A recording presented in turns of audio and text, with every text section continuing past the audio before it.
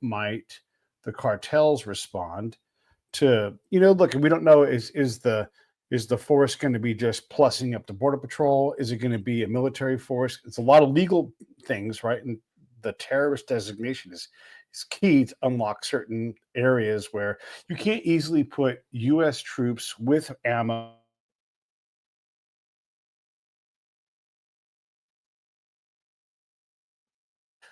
So I want to ask you about, what are your thoughts when you hear the U.S. military is going down to the border? How's the cartel going to respond? Very good question, and I have a very good answer for you. But first, for your audience, I'd like to explain why you've asked me on this show today. Ladies and gentlemen, 30 years ago, I walked in, ending a criminal enterprise that went on over 15 years of my life. I was directly involved with the Sinaloa drug cartel. I was an international smuggler, later became a high-level trafficker for them in the Pacific Northwest. Ultimately became the primary target of the Department of Justice under Operation Northern Exposure. At the time that I walked in because I couldn't break away from a life that I needed to break away from. So I made a decision to go to war with that world. So that in context being understood, as Pete fully knows my life story, 15 years on one side of the fence in the cartels, 17 years as an undercover operative for the Department of Justice, operating in multiple countries. So yes, Pete, I do have a basic idea of my opinion on how they would interpret these recent events in government change. Number one, there is no question in my mind at all. The cartel is not afraid of the Department of Justice. They are not afraid of our military. They are not afraid of an executive order labeling them now and formally causing them to be an element of a terrorist organization. What they're going to do, in my opinion, is what I saw them do growing up in a village as a child in Mexico, later coming up through the ranks of the cartels itself. They're going to evolve, Pete. That's what they're going to do. There's going to be no fear. There's no intimidation. There's no powerful enough in their eyes that they can't overcome or conquer. And a lot of this is based on the contacts and the resources they have within the country of Mexico themselves. The more money they dump into the political forum, the more power they're going to receive with regards to political retaliation about any attempt the United States of America may or may not have in the planning phases right now of coming after cartels in Mexico. I don't see that as happening, although I've got to say that I have worked and operated around the CIA, NIH. I've worked with other agencies down there, and there are covert things that are being done every day. As you well know, you're a former spy. You Sure. understand the intelligence world as well as I do, probably even better. I don't know. Well, But let's dive into that part of it, because so we're seeing an executive order, right? This leads to money being freed up. It leads to resources being moved. It yes, doesn't necessarily lead to a brigade marching, yeah. in through Boquillas or across the Chihuahua Desert to play. It might, right? But it doesn't mean that that's going to happen. So let's just, and also, because the cartel has power, because its power is connected to the Mexican government, and by the Yes, way, our government, yes, of how course. much desire does the U.S. have to eliminate something as powerful as the cartel in a place like Mexico? Well, I don't think that President Trump has a full understanding of just exactly what he's getting ready to open himself up for. I'm not degrading the president. I'm not going after him on any political forum. I'm simply saying that based on experience of dealing with people that have earned the ranks of where they're at today in our government, uh, Mr. Trump never came up that way. He came up out of a business world and bang, became a president.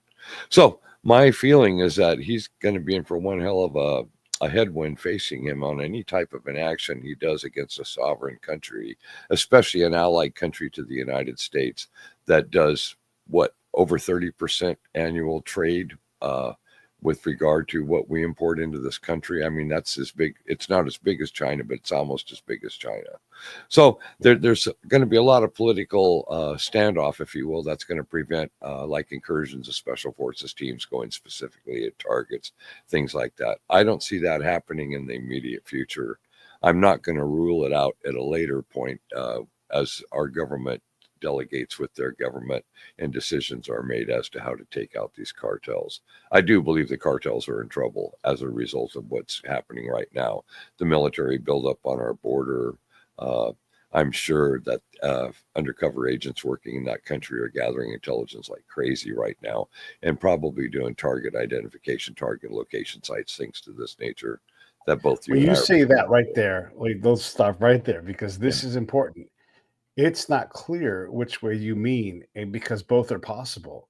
The cartels can have their agents here identifying targets, looking at political influence they can gain as much as we are going to look at them in the same light, right? So this is a game where it's not just, haha, we've showed up, right? Like there is a No, no, cost. no.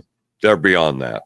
Yeah, yeah. They're Right. studying every single thing that's going on, and they're using all of their intelligent resources right now to assimilate into their defensive scenario that they're already preparing.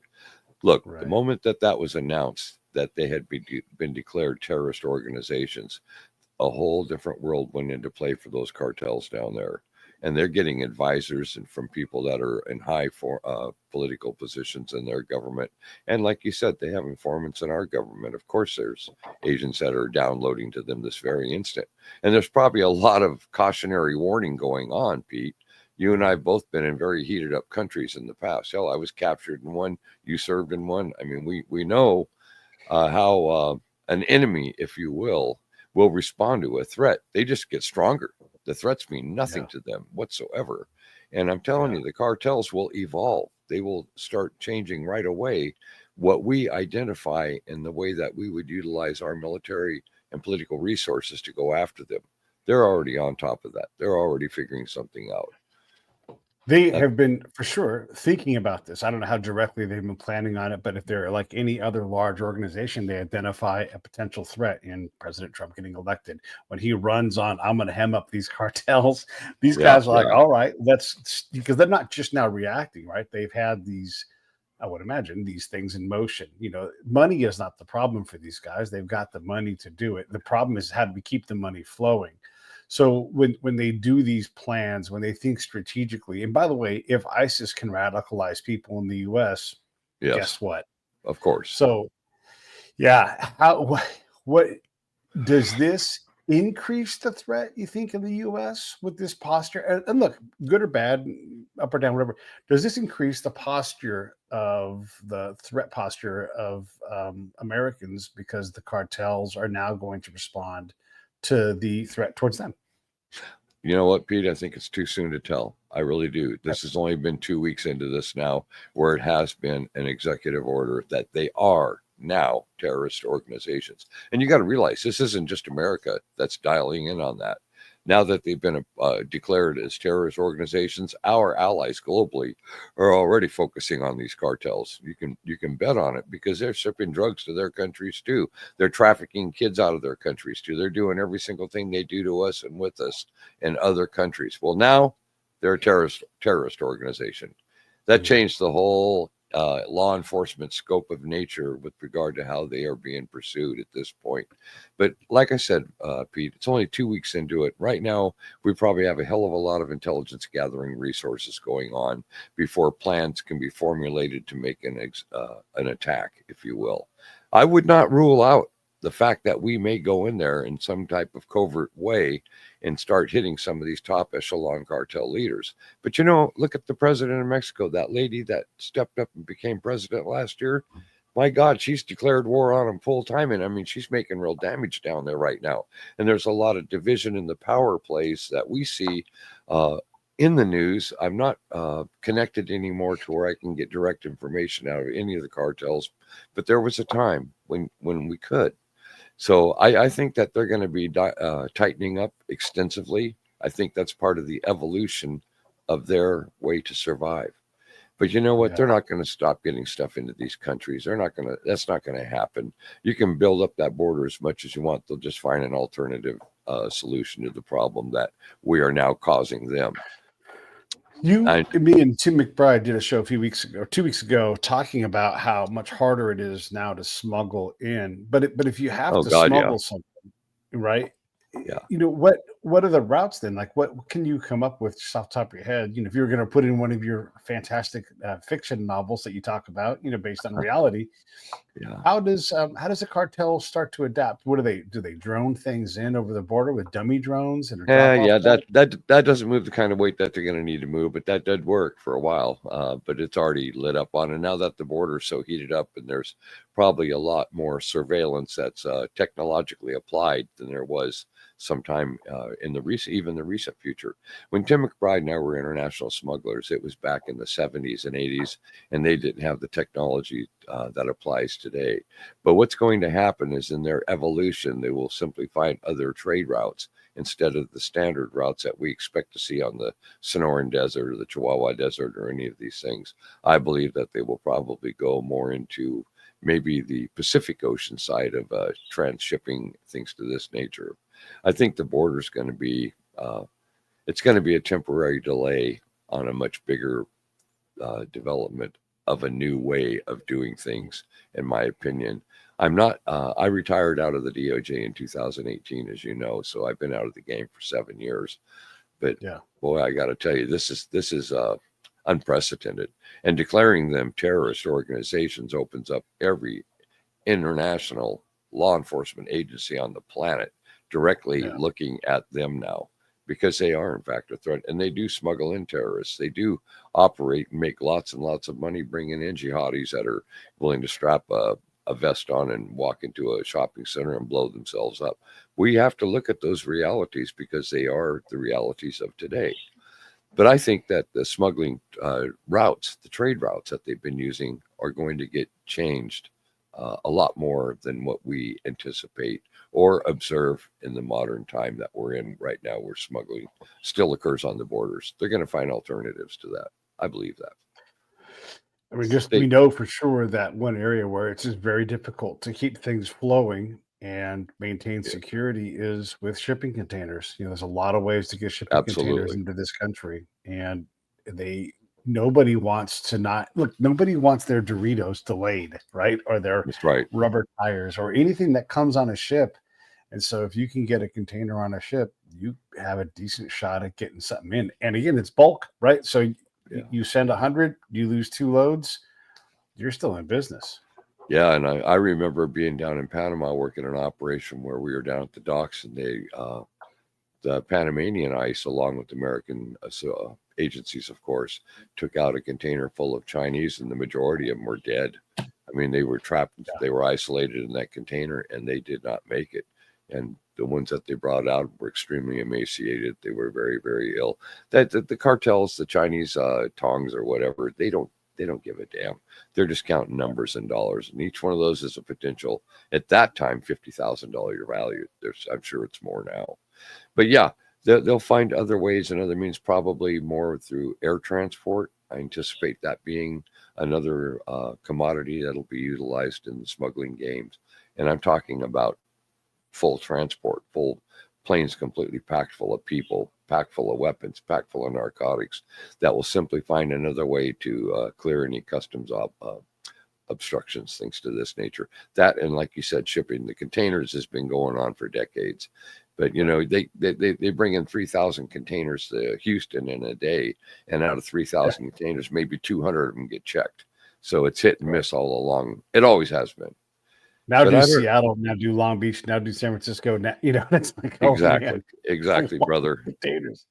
But yeah, Yeah, it's and gonna be real interesting to see in the next yeah, few months, especially the redesigning of how the cartels approach this assault, if you will, from America. yeah, This yeah. is no joke. We got soldiers on the border right now, and we got more of them anticipated to go in. And they're shipping migrants down to Guantanamo. I heard they're going to ship as many as 30,000 down there.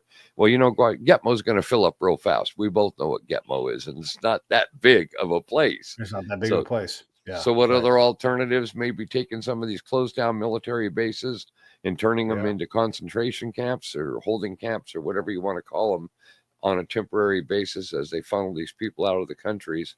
And what Donald Trump did with Colombia last week was very interesting. When they rejected 2 of his planes, yeah. he said, "Well, fuck you. I'm going to That's go ahead yeah, and charge you 10% on the tariff." Colombia Yeah. came back and said, well, wait a minute, we'll just have our Hold planes come on and now. pick them up. Yeah. And I liked that. Yeah. Yeah. Yeah. So let's not get to, so there's a lot of good things in there, what you just talked about. So again, old military bases, it doesn't take much of an airfield to land a No, cartel owned C-130 full of people. And again, they are moving people and they're moving drugs, right? that's right. And yes, it will be seen, boop, boop, there's a C-130, and Yeah. you have to have a logbook, whatever. Doesn't mean that you know where it's going to land, because it's not going to land at Phoenix. It's not going to land at Santa Fe. It's going to land in the desert somewhere. It's That's just right. not Well, right. And that's temporary. I used to fly drugs into the United States, as you know, and I Yeah. went through the Yaqui Reservation back in the late 70s, half in Mexico, half in America, so we canyon fly it in. But now, of course, they have sensor devices, and those ways are ruled out. But when I was operational down in Acapulco, working one time on a joint DEA-CIA operation, they were up in the mountains that night filming planes doing parachute drops of narcotics into the country and the hillsides there, and then the planes would go down there and clear customs. And that's what I think they'll probably evolve into, is operations like that, where they'll be parachuting narcotics or weapons or whatever they're trying to move into Yeah. the various countries that they're doing business in, not just America. But America has really created an interesting time and play, if you will, Yeah. and how they are going to continue to work and operate to the level they're at to this day in our company. I think that there's going to be some real glitches in the amount of weight that they're going to be moving compared to what they were moving 2 months ago. I think Let's things are look at the changing. policy side. So the cartel leaders could go, and they're a political body, right? So they can go to the boss of Mexico and Yes, say, "Here's how we make things." Because if it's hard on the cartels, they can lean on the U.S. and make it hard for them. They can also lean on Mexican government, and to topple that government would certainly be. Look, if I'm advising those guys, I'm like, how hard is it going to be to topple the Mexican president and put your own person in? well, this isn't the 1990s or the early 2000s. Toppling a president in that country right now is not going to be what it could have been even 10 years ago. I think that this lady down there has a lot of power, and I think she has a lot of support behind her. And I think that Mexico in its entirety is tired of the cartels. I think that's been growing and blossoming for quite a while. You take the agriculturalists, the small business farmers and stuff like that are having to give up 20, maybe 30% of what their annual crop brings in for them. And they're supporting all these farm families and everything else down there. And the cartels are cutting a significant wedge into that. Don't tell me that they wouldn't be happy to see the cartel in their region fall as a result of what they have to suffer through to stay into it. The people are tired. Pete, they're tired. You've been in foreign countries where you were operational in combat in the military, and the people do get tired. Then they start to cooperate, don't they? You were a spy. Yeah. How did you get intel? Yeah. People cooperating. That's going to happen Talking to in people Mexico. who are fed up. Yeah, you Talking to definitely people who are fed up. Yeah, they're emotionally charged, which also goes back again. Like, just because it's hard doesn't mean it's not easier to topple that than take on a brigade. And Exactly. so if you do want to apply pressure there, right, you can. Like here in this country, if you right now today, if you're a Republican and you don't get on board with the boss's plan, you're going to get primaried, right? And Oh, yeah, and this is not a political absolutely. statement. This is a statement of fact, right? If you aren't with the boss, hey, we're going to send someone to challenge your seat and unass you, right? And so that can be a long-term strategic program that the cartel might take. But also, you do have President Trump, who does like to solve things of business. The JCPOA went through, and that took a big bite out of what Mexico was getting in their trade with us. We made it a little more balanced. Maybe the boss, he makes that a little less painful for Mexico if they comply. And that money can also filter in. Guess what? It can filter into the cartels as by design. It can say, hey, listen, we want you guys to lighten up on bringing people into our country, bringing drugs in. How about we cut you in on some of this sweet trade money? That's what we did down in Colombia. That's exactly what the CIA did and other agencies that became very, yeah. Yep, that's what they did. They said, we'll take the lesser of two evils and give us some significant busts, give us some significant seizures, and we're good to go. We'll let you keep the funnel flowing. But they also got something more than that out of these organizations, these cartels. In Colombia, the cartels became high-level intelligence resources for our government agencies. They became the protector, if you will, on infiltration or insertion of terrorists, the possibility of nuclear-based dirty bombs, things to this nature. And Pete, you and I both know a lot of things happen that the public never finds out about. Yeah, yeah, And imagine the amount of work that was done in salvation for our country's sake as a result of having a comradeship or relationship with the cartel. So yeah, I think that's really an interesting point of view you just made there, Pete. And I think we will see some of that come into play because you got to give and you got to take in that industry, and it takes both sides to make it happen. So yeah, but I think that people are tired of the cartels in Mexico. I really do. And I think that right now, this strengthening of our borders, military threat, if you will, the possibility of having special forces teams being inserted into Mexico and taking out some of these high-level leaders and stuff, that's not beyond the scope of what I think in the near future we may even possibly see. But you've got to realize something. That's a sovereign nation. It is it's an allied nation, and they look real down upon military insertion in their backyard. But at some point, who knows? Who knows? It's all going to change. It's changing right now. You think about our border, and as much as we want to talk about it being open and everything else, there are not that many U.S. officials there. There, if you rounded them all up and put them in a field and had them count off, it's just not that many people, right? And Wait so 3 if you months. put a constant, if you put a concentrated force and said we're coming across the border and we're Mexico going into the United States as a military force, you're not stopping it. No, you're not. You march through Naco with 1,000 dudes. Yeah. You're going to be in the United States. There's not enough people. There's a couple of border agents going to be like, oh shit, here come the Mexicans, And so we don't do that. They don't do that. Canada doesn't do that. We don't do that to Canada. And so we have this very easygoing in terms of military border. That's not the case in a lot of other places where there's a lot more attention focused on that. And so when you upset that balance, and I'm saying a brigade, but it's for anybody watching, a brigade is 5,000 people, give or take. But if they were there supplementing what's going on with the border, having a presence just in America, again, there's certain rules to do all that stuff. But the second they step across, there's a problem. That means that that's a whole different thing.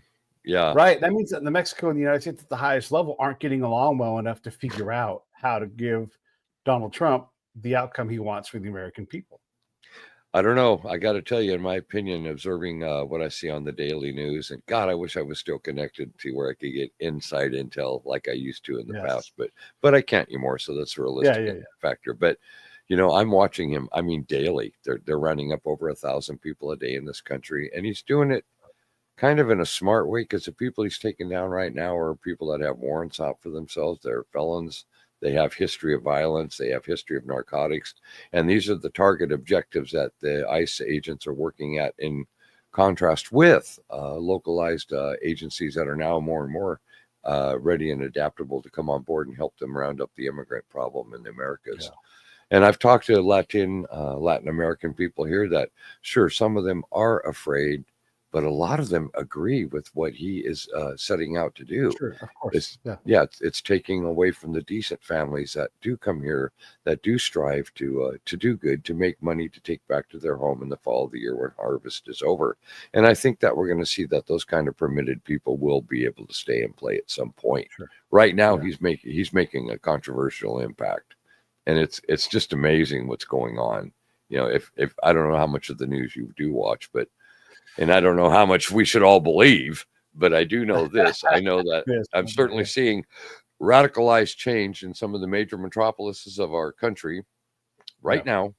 And I am seeing the border getting built up with more and more military. And that presence alone will cause the cartels, it will cause them to rethink how they're going to approach the way that they're doing trade with the United States on an illegal basis. I don't see them continually trying to put wetbacks, if you will, and excuse me for saying that. I'm not prejudiced to any race, but that's a term that is used common down there on the borders. So I want to make sure your audience understands. I have no prejudice to anybody or any religion. But is it possible for the cartels to send some kind of an envoy to President Trump or President Trump's team? I mean, can they be that bold to say, "Hey, we want All to things talk"? are possible. All things are possible, and everything's on the Right. table right now. He said That's that right. himself last week. All things are on the table. So that's a Yeah. very good point you brought up, because that would be unprecedented. But hey, are we not in unprecedented times? Are we not? Yeah. This is like Yeah. nothing. Jesus. I It's mean, crazy.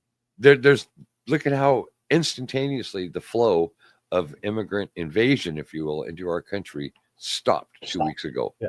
I Right. mean, Dramatically reduced. it's yeah, almost zero. It's pretty Yeah. amazing if in fact you see, if in fact you take the time to see what is going on. But what's Right. more interesting are the commentaries that are made by the law enforcement officials that have been on those borders. They're not all sold with this yet. The ones that have been down there long term, the ones that are in some of the Texas or Arizona cities that have had to deal with the invasion of the migration problem, they're not satisfied or ratified or on board as of yet. They're still cautionary because they understand evolution. Criminals evolve. They find other Yeah. ways. And I want to keep coming back to that because that's already on the table with them. They're not going to Right. give up. They're not going to give up $1 trillion plus amount of money that they make as a conglomerate of cartels a year into the United States for nothing. They're going to fight for it. They will fight for it. And I anticipate we're going to see violence in the very near future with regard to the Border Patrol and coming into contact with the cartels that are northern Mexican based. There's already been some gunfire activity that I heard about the other day, and taking pot shots at helicopters, shooting random firing weapons are being shot into the Border Patrol and the National Guard that are on the line there. There's also a lot of mines that are laid in the minefields down there on the Mexican side. And this Right. is that's the cartels controlling zones and traffic in regions, things to this nature, where the independent coyotes, the people who smuggle people into America, are no longer, probably not even hardly in existence at all anymore. If you're moving people, if you're moving drugs in the northern Mexican region, you're only doing that under the authority of the cartel that's controlling that specific area. Yeah. Let's just reiterate too. These are sophisticated operations. These are folks that have done this their whole lives. This isn't their first administration change that they've been through. They know that when it's permissive, they go out and they expand things, and they're looking to iterate and innovate how they do this, right? And so they do Yeah. have a level of preparation for this. Let's go back to the envoy thing, because so I'm in a field far flung away in Afghanistan, and I'm talking to a farmer. Farmers are some of the wisest people in the world, Yes, of course. and we're trying. This is Taliban country, by the way. This is like where the Taliban Uh, originates from. Mullah Omar, who's an icon of the Taliban world, lives about 35 miles from where I'm standing at this point in time. And yes. the farmer says to me, you guys want us to abandon the Taliban, but they're from here. Even if I'm not in the Yeah. Taliban, they're from here. They're our people. They're our cousins. They're our uncles, our brothers, our fathers. And here's the thing, right? And so I was letting this guy talk. He's being real candid with me, and he's not mad. He's just saying, like, this is how it is. Like, your president is currently talking to the Taliban. So we know that they're going to be involved in the government before and after you guys leave. That's not going to change, right? And by the way, this is during President Obama's time, right? Right. And so I'm like, yeah, that's absolutely true. And then like the next day, the headline comes out: President Obama is talking with the Taliban and everything, right? Yeah. And yet, when you write this report on our side, we're like, no, we're not. We are not talking to the Taliban. They're the enemy. And it's like, no, listen, Yeah. we are. And by the way, who went to Camp David? Well, look at there. Donald Trump Yeah. brought the Taliban, The right? And Taliban. so, right. And so if you find out that and I'm not saying this is going to happen, but don't be surprised if things like this happen. If you find out that President Trump is sitting at Camp David with members for the cartel trying to figure out how to work out a business deal, shit, that wouldn't surprise me at all. Heck, I expect it. All things are on the table, Pete.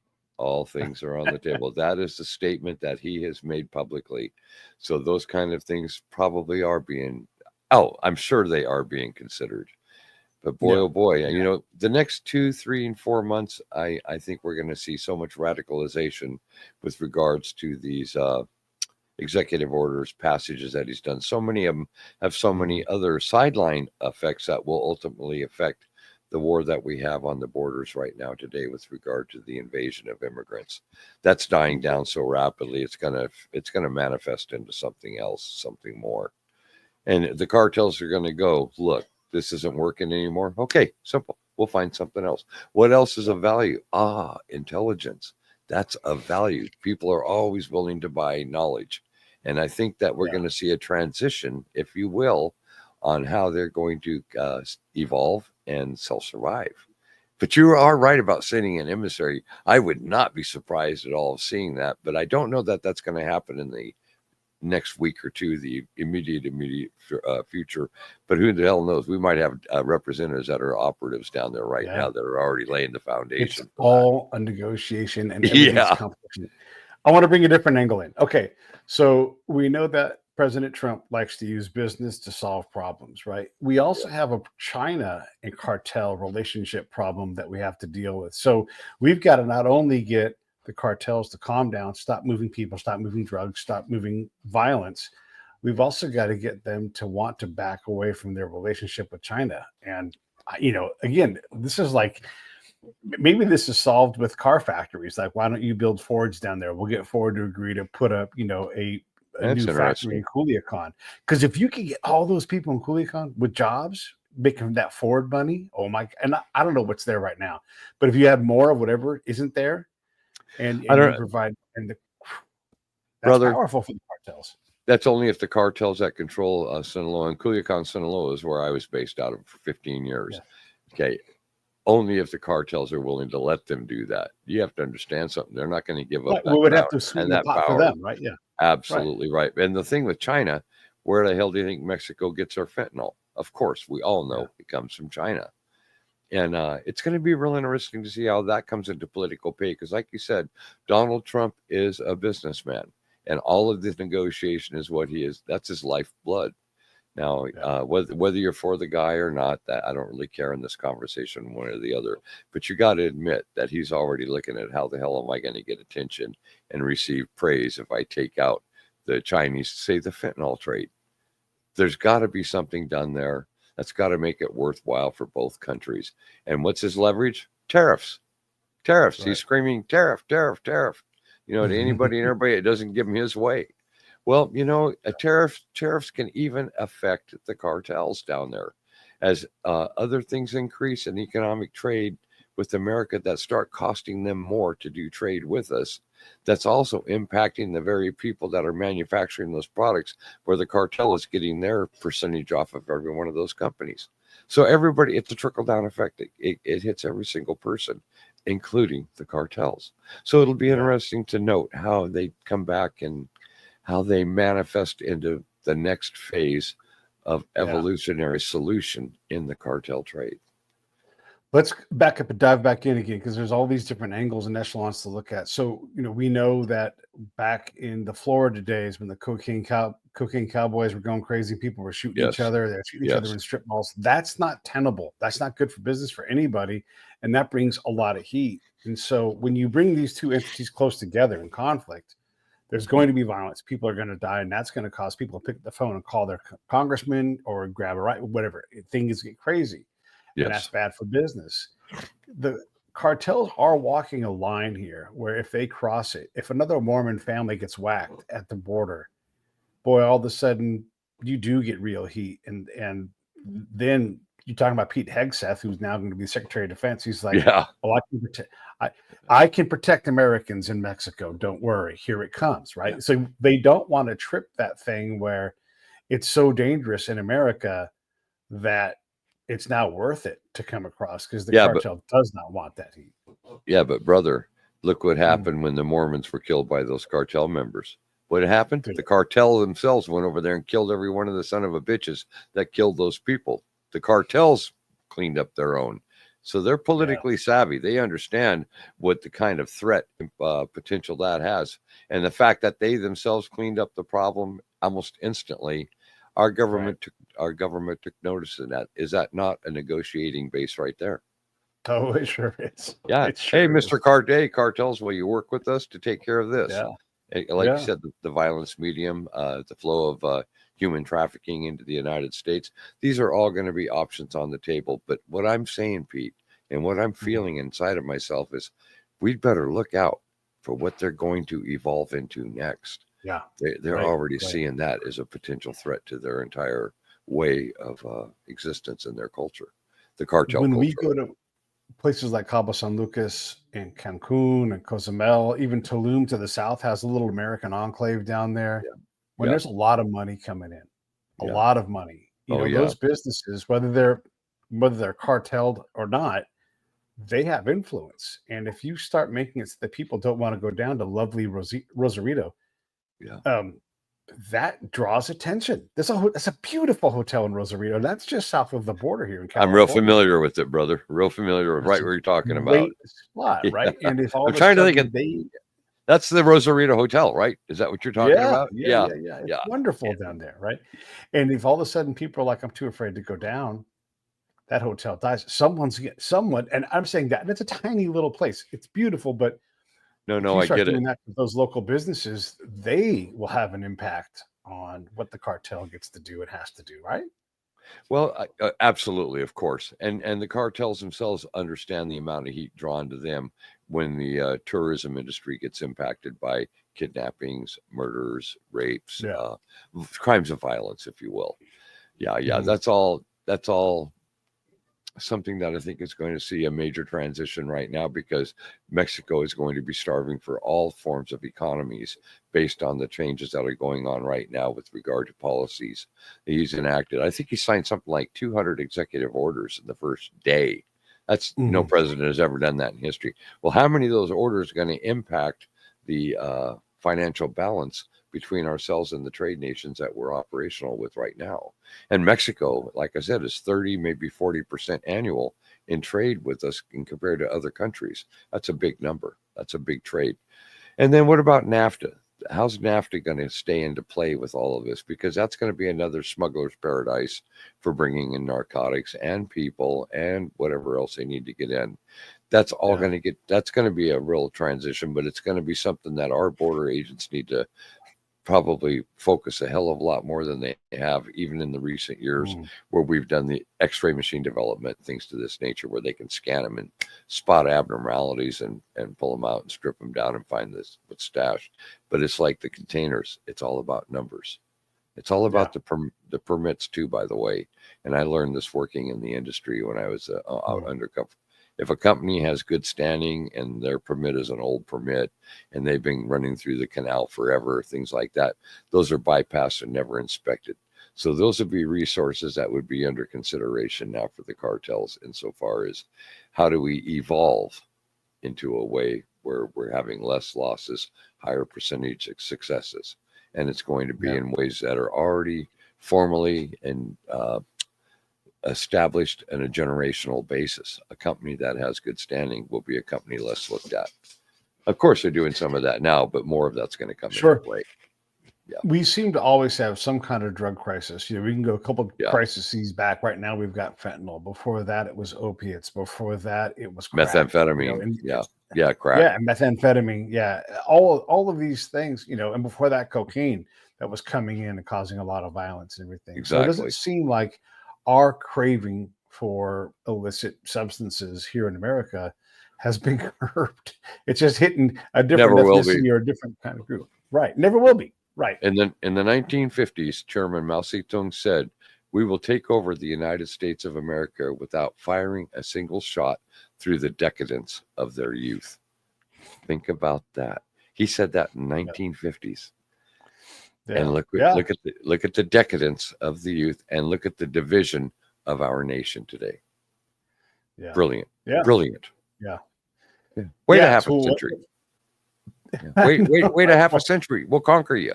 The the Yeah. uh the morality issues and self-esteem issues and LGBTQ, the way that half of the world thinks it's okay and the other half hates them for it.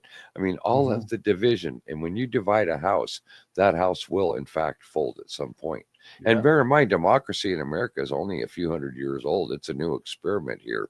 Other countries in Europe and throughout the world have tried democracy, and it has always fallen to oligarchs, emperors, things to it always transitions, it always evolves, and primarily, unfortunately, it evolves to the wealthier are the ones that win.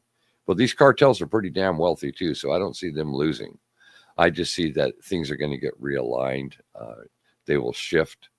I think that I think the next 3 to 4 to 5 to 6 months is going to tell a very big story. An indelible mark will be made on the history of our relationship and our attempt to try and contain or control cartels. It's not going to happen. It just isn't going to happen. They're going to change. By the way, when you were talking about the history of democracies, like you're quoting Aristotle, who wrote that shit 2,000 plus years ago, so. And how accurate was he? Yeah. I mean, it does, he mapped it out. So we see these situations with, the agreements between Mexico and the US. And look, we're seeing now, because Syria has been toppled, because Assad is now left, now you get the new devil. Right. And so we don't want a new devil in Mexico. No, we want a great, healthy partner in Mexico. The healthier Mexico is, the better we all do. Yeah, that's why I keep reflecting back. I keep reflecting back to your statement about them putting together an emissaries to come up here and have a discussion. And, I don't think you're far out on a limb with that, Pete. I really don't. Yeah. There has to be a ground of similarity and familiarity that both parties can concede to and accept. And I think that may be part of the evolution that I keep talking about with these cartels. It has to come into play at some point. I totally and completely agree with you. So, it's all good. And you don't gotta like or agree with President Trump to understand that the other day when he took on the Colombian president, and that president shot back a thing saying, "I don't work with slavers," and then the next day he's like, "Yep, that's right, we'll take that deal." How funny that is. Yeah. How funny that is. Like, here's the cost. We will do this, and sure, we'll have to find our coffee from other sources. Have you heard of Jakarta? You think flowers are hard for us to get. It's an open economy. And if you want to play with us, it's going to be, this is how President Trump thinks. And again, this is not an endorsement. It's just a fact. He looks at this and goes, we'll figure flowers out. We got Kansas. We'll cover it in flowers and grow flowers there, and everybody will make money. So we don't need your flowers.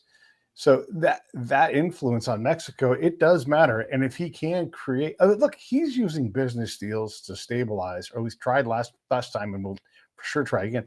Stabilize the Middle East. If you've got Saudi Arabia and Israel about to partner up right before he leaves office last time. Almost anything is possible. Almost anything is possible. Yeah, I think that you're not very far off at all with regard to your comment about some kind of a deal, if you will, being struck between two common enemies. But you know what? I'm not going to underestimate this president right now either. What he's doing, what we're seeing, there's a lot more that he's doing. You understand this. You've been in the spy business. Oh my God. Yeah. There's so much going on that we don't know. And I'm very, very anxious to see what the next 3, 4 to 5 months procure with regard to the border, and what's going on down there. I think let's use this last little bit of time. I want to look into the future. Let's say that this works out, right? The cartels were like, hey, we want to do less trafficking of humans and drugs. Yes. What fills that void? What fills that desire from Americans? Because they're going to get that shit from somewhere. And then what does, without making Mexico a narco state, how do you get the cartel woven into a more legitimate and healthier Mexican partner? They're never going to be a legitimate and healthy partner. They're going to be the cartels as they are. But what they're going to do is they are going to involve in their industry. If the narcotics industry becomes too costly and too ineffective, they're not going to totally quit it. Of course not. But what they're going to do is find another alternative source. Human trafficking, for instance, 5 years ago, it wasn't nothing like it is today. It wasn't I mean, it is. It's grown exponentially, and they're making more money doing that than they are smuggling narcotics, or so I've been told by agents that I've been in touch with. It's unbelievable. They're going to do the same thing. They're going to find something now that can maybe come through from one computer to another. Intel, knowledge. These are the things that are worth a vast amount of money. The guy that has the knowing is the guy that will have the winning. And I think that's where they're going to evolve. They're already starting to play with that right now anyway. And Pete, they probably have been for some time. Like I said, yeah. I got out in 2008. Yeah, look, the same. I mean, we both have worked in this world and seen what happens. I've talked to Yes. warlords, legit warlords, and we Yes. want to work with that person rather than against them. And Of so if there's course. going to be some bad outcomes, okay, because the other option is even more bad outcomes. And so if you can get a warlord to manage their power in a way that's a little more friendly to us, even just a little bit, Yeah. you've reduced the risk and harm in that area in theory, right? And so I've met these dudes. You talk to them, then you ask them how they run their shit, right? That's one of Yeah. the things I get to do. Oh yeah. And I'm like, oh, you're just a regular businessman. You have Yeah. different means, different methods. Yes, you strong arm, but shit, so so do we. So do Like we. all these dudes behind me have guns. You have to talk to me because they got guns. And So that's a it's like, common ground that I was talking about earlier. That's common yeah, ground. And when you find common yeah, ground with your enemy, you and your enemy become an alliance. And that's what we're looking at right now. That's what we're going to be mhm, looking at in the very near future down there. It's going to be it's going to be unprecedented. I'm absolutely fascinated with seeing what the next few months brings us. My yeah, God, look at 1 week brought us. Just yeah, yeah, amazing. yeah, But yeah, yeah. there's going to be retaliation, Pete. It's not going to all be Sure. bed and roses and agreements. There's going to be retaliation. Yeah, You know, things find a balance. Right. they find a Yeah. balance exactly, and we're not there yet. But I'm sure that everybody, all the players that are in play right now, are certainly weighing out their options and how they're going to present their option to the table when the time comes. And the time's coming soon. I I want believe to that. ask you this next question carefully because I don't want you to get anywhere near anything that we shouldn't talk about, right? But when an administration changes, right, regardless of which one it is, and you have people in the field on our side of things, how much influence does that have when an administration rotates out, another one rotates in, and they're like, hey, we're playing by different rules, and Well, it's normally, more or less restrictive. How much does it change the job on the ground? normally that's a moment of weakness because you've got a transitioning organization coming in that isn't already established and solid. That's what we're looking at now. But this has an yeah, hi Richard. This has an optimum effect. This is different. This industry that he's bringing in right now, what he's cycling into power, is much stronger than the one that just went out of power. So Mm, I don't have a solution or an answer to that. All we can do right now is watch and see what's going to happen as a result of, for the first time in our country's history, seeing as many transitions happen in the first week of a yeah, presidency as we're seeing today. So we got to wait a yeah. little bit on that answer. I don't have it today, brother. No, I get you. So I guess let's use a couple of proxies and see if they fit. Okay. 100 years ago, a little less, a little more.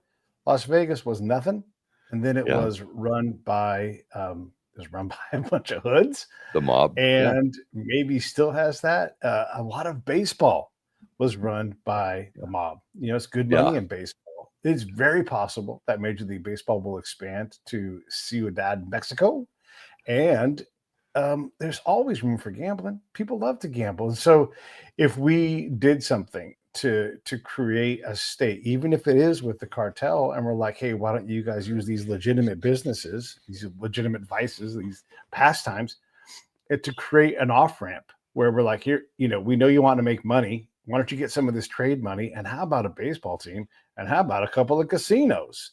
And we'll get Americans down there. And instead of having to push it in America, we'll just come down and see you and do a little bit. And I know there's already casinos and everything, but you can always sweeten the pot, build a bigger place, create a real economy in, I don't know, Monterey. They're Monterey, not ours. Yeah. I totally agree with you on that. And I'm sure those options are already being worked into play. But the acceleration of that type of an idea, if you will most definitely be coming into a very soon play Mm, because they have to evolve to survive and they yeah. will evolve to survive. Just like our country will do the same. We will evolve to strengthen and fortify the rights of our citizens and to Yeah. keep our country free. No matter the cost, we will do it. So therein lies the negotiating table with it. Cartels are thinking the Yeah. same way. I was in Mexico smuggling marijuana before the cartels. I was Mhm. smuggling cocaine with the cartels. I was down there when the transition of the private syndicated organizations controlled their areas and later became drug cartels. That was like in the late 70s, mid to late 70s is when the cartels were formed, when the mafia families, the Mexican mafia families, became symbiont with one another and turn themselves into what they are today. And they are dangerous. Believe me, brother, they are dangerous. Their power outreaches their country many, many times, but they have to change right now. Things are changing on them. They have to ramp up whatever it is that they're going to introduce to survive, and they're going to have to put it into play real soon. So I think what you were talking about there will be one of many of the options that these cartels are looking at. And legalized business, why not? Of course. That's where they funnel their money to anyway. You know, hotel chains and gambling casinos, things to this nature have always been prominent for that. Great washing machines for your money. But that's already something well known as a washing machine for their money. So what do they do then? Technology, AI, things to this nature. I think that they will strongly go into those directions because these are the things of now, and everybody's hungry for them now. And whatever the public is hungry for, Pete, that's what criminal enterprises try to thrive on. Right. They're hungry for drugs. They're going to get drugs. Back in Prohibition, it was alcohol. You know, that's what they were hungry for. Same thing right now. Everybody's into this artificial, this AI thing that's going on so rapidly. And oh my God, is it rapid? Remember we did that interview here a few weeks ago with a lady who was a cyber tech that was written 3 books on it. And she said, yeah, I thought it'd be 5 more years. Now I'm saying 2. Well, yeah, of course. And you know, when you've got truckloads, semi-truckloads of money and you need to dump it into something, I can certainly see that those kind of things would be a great manifestation, jumping point, if you will, to the transitioning of the survivorship of the cartels. And that's all I got to say on that. It wasn't always Mexican cartels. It was Colombian cartels, you know, and that whole group there.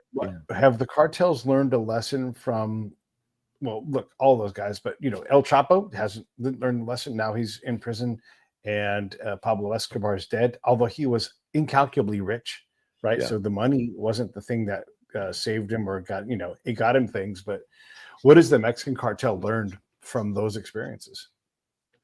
Well, I think that they're learning. I don't think they have learned, but I think they are learning still, because what happened to the men you just mentioned, they supernovaed.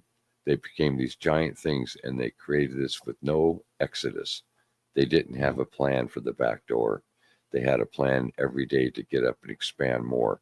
And that was the opposite of that which they should have done in order to survive that which they became. And I think that the cartels do take lessons from these type of mistakes. They're so very careful in so many ways. But now you also have radicalized youth down in Mexico that have broken off and formed their own cartels. So you have a whole different type of an environmental element that tends to cut away from the wisdom and the generational growth of the organizations that manifested themselves into cartelism. And I think we're going to see some power shifts and power changes in those regards also. It's interesting. We're in interesting times, no doubt. Yeah. You want to fire a couple questions at me, or do you want to wrap this thing up? What do you want to do? Well, I think we're good. I think we covered everything. I don't really have any questions to ask at this point because you hit everything so perfectly, Pete. The topics that you brought out into this conversation are exactly what I was hoping you would bring out. I think that our time and our wisdom of our years in the field and outside the wire, I think it's transitioning. I think that we're becoming the old dinosaurs that we saw of the old dinosaurs in the 60s and 70s that now look at us and thought we were so great. Like Tim McBride and I were talking about. Hell yeah, when you could move tons back in the day. Yeah, technology took that away. So same kind of a thing that we see here. So yeah, I really don't have a question on it because you answered everything. And I've got one more for you. And go ahead. You answer this however you want. Okay, so let's take cocaine smuggling Hal and put him in the cartels right now. And you see this current state of affairs, right? Yeah. What's that hustling, that slick? God, that guy was so handsome. And he had it all. He had it all figured out. And now this order comes down. How do you manage your business, man? Well, what you got to do is you got to survive it first. And the way you survive it is through a discipline that's been enacted in you over years of experience. And that discipline in this time that's going on, I would call it survivorship.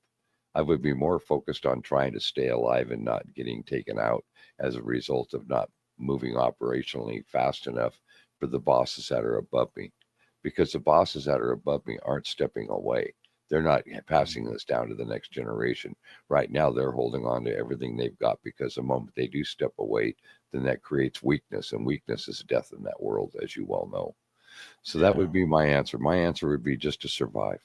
If I was in that game today, and how the hell do you survive that game today?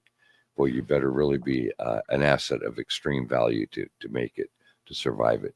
Because you send yourself as an emissary on your own behalf and be like, this is what this looks like for me right now. I mean, can you even speak for yourself, or do you just have to turn the numbers?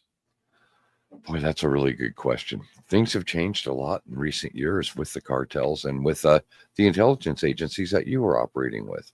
Yeah, I wouldn't know how to answer that, because I would not. I'm not fresh enough with it anymore. But that is that is the $1 million question, isn't it? yeah. Because I mean, if you pick up your phone, if you take a picture, if you post on social media, all of that can be scooped up. They call that OSINT, and it's just open information that's out there. And phones are easy to track. If you record a call, anybody who thinks their phone is in any way protected, how crazy is that? Oh, absolutely, absolutely. TikTok isn't the biggest enemy, guys. Everything that's said is recorded. Just every time you pick that thing up, whether it's on or not. That's right. Everything's being recorded. This thing that I'm talking to now in this laptop, right? Everything's can be recorded. And so when you say things, man, oh man, right? So you almost just have to go dark, because if you went dark and everything was. But can you go dark in this day and age? Can you really? No, you can't. But if you do, you're going to be invisible.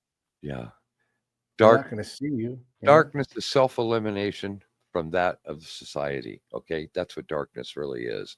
You can't walk out your front door without being hit on a camera on a street now. You can't do anything without a satellite passing up above and picking up a live video. Yeah, we got live video of that plane crash last night, to include the feed from the tower as it was happening. Yeah, that's how unbelievable this shit is. And by the way, my condolences to all of those family members and people of the military that we lost last night in that very, very sad and upsetting collision out there. Yeah. Here's a real quick note from Richard Caruso that's pretty relevant here. Yeah. And the being low key is a big thing. Yeah, I love Richard. He's a great guy. Mm-hmm. Yeah. Anyway, I think that I think you've covered everything with regard to. Then let's wrap this thing up. Everybody, this is the Break It Down Show. I would love it if you subscribe. BreakItDownShow.com is a good spot to go. You can hit the PayPal button and put a little subscription in. Whatever you want. You want me to call you on the phone, go out to eat lunch with you, whatever it is. We'll make up our subscription together. But that money goes a long way in getting me on the road. I'm trying to get out and go do a couple of things in the next month or so. So hopefully you guys appreciate that. Even just checking in on YouTube is fine. But thank you all very much. This, by the way, is Dr. Hal Bradley. He's a wonderful dude. I love this guy. He and I work on his show called The Crisis Victory Show. You can go to crisisvictory.com, crisisvictoryshow.com, and you can find him on Facebook. It's not hard to find. He's got 14 books out there that you can read about cartel things, his own life. And so definitely check him out. Hal, anything Thanks, else Rich. at all in closing? Yeah, I just love very much that you're working. Pete is also my co-host on the Crisis Victory Show. And I tell you, I love him with all of my heart. He's a true warrior, a true server to all of you. And everything and every person we interview in our shows, we do it on a humanitarian purpose. And I love you for that. And God bless you, brother.